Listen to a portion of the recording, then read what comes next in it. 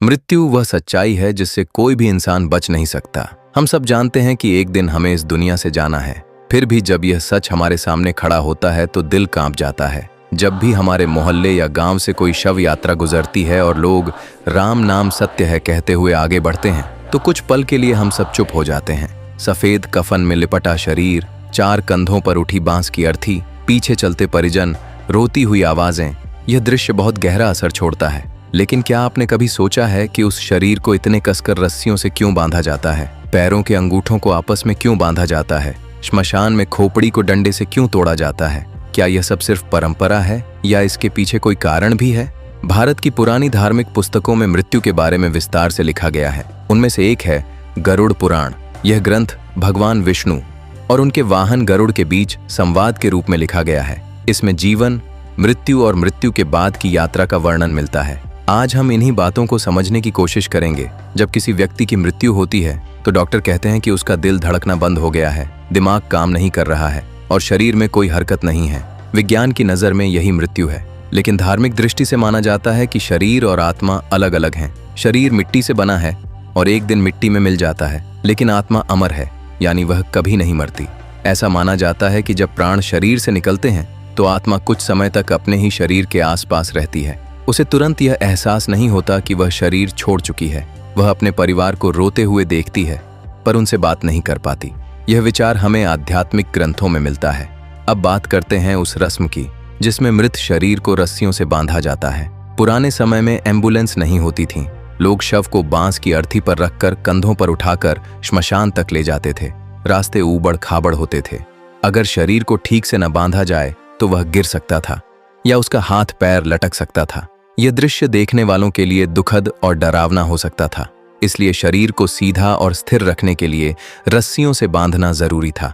विज्ञान भी बताता है कि मृत्यु के कुछ घंटों बाद शरीर में एक प्रक्रिया शुरू होती है जिसे रिगर मॉर्टिस कहते हैं। इसमें मांसपेशियां सख्त हो जाती हैं, शरीर अकड़ जाता है। कभी कभी गैस बनने के कारण हाथ या पैर हल्का हिल सकते हैं, मुंह खुल सकता है या आंखें बदल सकती हैं। अगर शव बंधा न हो तो ऐसी हरकतें लोगों को डरा सकती हैं। इसीलिए रस्सियां एक तरह से सुरक्षा का काम करती हैं। अब सवाल आता है कि पैरों के अंगूठों को ही क्यों बांधा जाता है? धार्मिक मान्यता के अनुसार शरीर में ऊर्जा का प्रवाह एक दिशा में चलता है। पैरों को बांधना एक प्रतीक है कि अब इस शरीर का जीवन चक्र पूरा हो चुका है। यह आत्मा को संदेश देता है कि शरीर की यात्रा खत्म हो गई है। साथ ही व्यावहारिक रूप से भी पैरों को बांधने से शरीर सीधा रहता है और अर्थी पर स्थिर रहता है। जब शव यात्रा निकलती है तो लोग पीछे मुड़कर नहीं देखते। यह भी एक परंपरा है। कहा जाता है कि पीछे मुड़कर देखने से मोह बढ़ता है। मोह का अर्थ है लगाव। मृत्यु हमें यह सिखाती है कि जीवन अस्थायी है। पीछे न देखना एक प्रतीक है कि हमें आगे बढ़ना है और मृत व्यक्ति को शांति से विदा देना है। कई जगहों पर शव यात्रा के दौरान रास्ते में सिक्के या मुरमुरे फेंके जाते हैं। कुछ लोग इसे दान मानते हैं। पुराने समय में यह सच में गरीबों के लिए दान होता था। साथ ही यह एक सामाजिक संदेश भी था कि मृत्यु के समय हम सब बराबर हैं। धन दौलत साथ नहीं जाती, जो भी है यहीं रह जाता है। अब आते हैं श्मशान की बात पर। श्मशान को एक पवित्र स्थान माना जाता है। वहां चिता तैयार की जाती है। शव को लकड़ियों पर रखा जाता है। जिस रस्सी से उसे बांधा गया था उसे खोल दिया जाता है। ऐसा इसलिए किया जाता है क्योंकि अंतिम समय में शरीर को किसी बंधन में नहीं रखना चाहिए। यह एक प्रतीक है कि अब आत्मा को पूरी स्वतंत्रता मिल रही है। वह अपने अगले सफर पर जाने के लिए तैयार है। कपाल क्रिया एक महत्वपूर्ण रस्म है। इसमें चिता जलने के दौरान खोपड़ी पर डंडे से प्रहार किया जाता है। धार्मिक मान्यता है कि इससे आत्मा को शरीर से पूरी तरह मुक्ति मिलती है। वैज्ञानिक कारण यह है कि खोपड़ी के अंदर दिमाग में तरल पदार्थ होता है।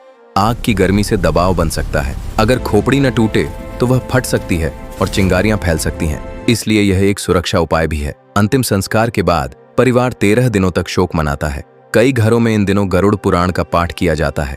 इसका उद्देश्य डर पैदा करना नहीं है, बल्कि जीवन और मृत्यु के सत्य को समझाना है। यह हमें सिखाता है कि अच्छे कर्म करना जरूरी है, क्योंकि वही हमारे साथ जाते हैं। धन, रूप, शक्ति सब यहीं रह जाते हैं। 13वीं के दिन एक विशेष पूजा होती है। इसे इस बात का प्रतीक माना जाता है कि आत्मा अपनी अगली यात्रा के लिए तैयार है। परिवार के लोग मिलकर मृत व्यक्ति की याद में भोजन करवाते हैं, दान करते हैं और प्रार्थना करते हैं। यह सब मन को शांति देने के लिए भी होता है। अगर हम ध्यान से देखें तो इन सभी परंपराओं के पीछे दो पहलू हैं, एक धार्मिक और आध्यात्मिक, दूसरा सामाजिक और वैज्ञानिक। रस्सियों से बांधना शरीर को सुरक्षित रखने के लिए है। दिशा बदलना एक प्रतीक है कि जीवन की यात्रा खत्म हुई। कपाल क्रिया सुरक्षा के लिए है। 13वीं मन को सांत्वना देने के लिए है। हम 21वीं सदी में रहते हैं। हमारे पास विज्ञान है, तकनीक है, अस्पताल हैं, फिर भी मृत्यु का दुख वैसा ही है जैसा हजारों साल पहले था। इसलिए हमारे पूर्वजों ने ऐसे नियम बनाए जो दुख के समय परिवार को संभाल सकें। जब कोई प्रिय व्यक्ति चला जाता है तो दिमाग सुन्न हो जाता है। ऐसे में तय नियम और रस्में हमें व्यस्त रखती हैं और धीरे धीरे सच्चाई स्वीकार करने में मदद करती हैं। मृत्यु हमें यह भी सिखाती है कि जीवन बहुत कीमती है। हम अक्सर छोटी छोटी बातों पर झगड़ते हैं, गुस्सा करते हैं, ईर्ष्या करते हैं, लेकिन जब किसी की अर्थी देखी जाती है तब समझ आता है कि अंत में सब कुछ यहीं रह जाता है। साथ जाता है तो सिर्फ हमारे कर्म। इसलिए जरूरी है कि हम अपने जीवन को अच्छे कामों से भरें, दूसरों की मदद करें, परिवार के साथ प्रेम से रहें, सच बोलें, मेहनत करें, क्योंकि जब अंतिम समय आएगा तब यही बातें लोगों को याद रहेंगी। अंत में यही कहा जा सकता है कि मृत्यु डरने की चीज नहीं, समझने की चीज है। ये जीवन का अंत नहीं, एक चरण का पूरा होना है। हमारे शरीर को रस्सियों से बांधना गुलामी नहीं, बल्कि एक व्यवस्था है। ये सम्मान है, सुरक्षा है और परंपरा है। हमें इन बातों को अंधविश्वास या डर की नजर से नहीं, बल्कि समझ की नजर से देखना चाहिए। जीवन एक कहानी है, हर दिन उसका एक पन्ना है। हमें यह तय करना है कि हमारी कहानी कैसी होगी।